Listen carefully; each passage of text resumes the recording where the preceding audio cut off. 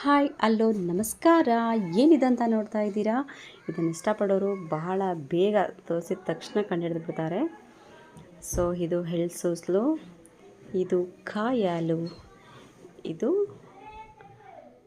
ಹೊತ್ತು ಶಾವಿಗೆ ಮಾಡ್ಕೊಳ್ಳೋಕ್ಕೆ ರೆಡಿ ಮಾಡ್ಕೊಂಡಿರುವಂತಹ ಹಿಟ್ಟು. ಸೊ ಇದನ್ನು ಪ್ರತಿ ವರ್ಷ ಪ್ರತಿಯೊಬ್ಬರ ಮನೆಯಲ್ಲೂ ಗೌರಿ ಹಬ್ಬದ ಟೈಮಲ್ಲಿ ಮಾಡ್ಕೊಂಡು ತಿಂತಾರೆ.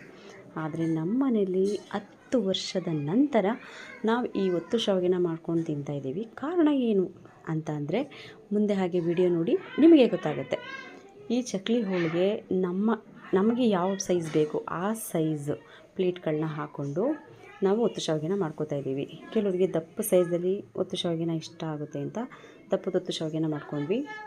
ನಮ್ಮನೇಲಿ ಹಂಗೇನೆ, ಕೆಲವರಿಗೆ ದಪ್ಪದ ಹೊತ್ತು ಶಾವಿಗೆ ಇಷ್ಟ ಆಯಿತು, ಇನ್ನು ಕೆಲವರಿಗೆ ಸಣ್ಣದ ಹೊತ್ತು ಶಾವಿಗೆ ಇಷ್ಟ ಆಯಿತು. ಇದನ್ನು ಮಾಡಿದ್ದು ನಮ್ಮ ಚಿಕ್ಕಮ್ಮನೆ. ಸೊ ಈ ಥರ ಹಿಟ್ಟು ರೆಡಿ ಮಾಡಿಕೊಂಡು ಆ ಥರ ಚಕ್ಲಿ ಹೋಳಿಗೆ ಹಾಕ್ಕೊಂಡು ನಮಗೆ ಬೇಕಾದಂಥ ಸೈಜಲ್ಲಿ ನಾವು ಹೊತ್ತು ಶಾವಿಗೆನ ಮಾಡ್ಕೊಂಡ್ವಿ. ಈಗ ನೋಡಿ ನಾವೆಲ್ಲ ಅಲ್ಲೇ ಕಾಯ್ತಾ ಕೂತ್ಕೊಂಡಿದ್ವಿ.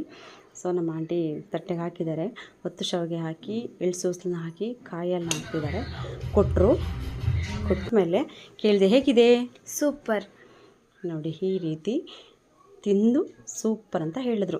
ಯಾಕೆ ಅಂದರೆ ಈ ವರ್ಷದ ಮುದ್ದು ಗೌರಿಗೆ 2 ತಿಂಗಳು ಕಂಪ್ಲೀಟ್ ಆಗಿರುವ ಕಾರಣ ನಾವು ಇದೆಲ್ಲ ತಯಾರಿಗಳನ್ನ ಮಾಡ್ಕೊಂಡಿದ್ದೀವಿ. ಹಾಗಾಗಿ ಗೌರಿ ಹಬ್ಬದ ಟೈಮಲ್ಲಿ ಇದನ್ನು ಮಾಡ್ಕೊಂಡು ತಿಂದರೆ ಚೆನ್ನಾಗಿರುತ್ತೆ ಅಂತ ಈ ರೆಸಿಪಿನ ತಯಾರು ಮಾಡಿಕೊಂಡು ಮಾಡಿದ್ವಿ. ಸೊ ಎಲ್ಲರೂ ತಿಂದರು, ತುಂಬ ಚೆನ್ನಾಗಿದೆ ಅಂತ ರಿಸಲ್ಟ್ ಕೊಟ್ಟರು. ಸೊ ಎಲ್ಲರೂ ಚೆನ್ನಾಗಿದೆ ಅಂತ ಹೇಳಿದ್ಮೇಲೆ ನಾನು ಸುಮ್ಮನೆ ಇರೋಕ್ಕಾಗುತ್ತಾ ಫ್ರೆಂಡ್ಸ್?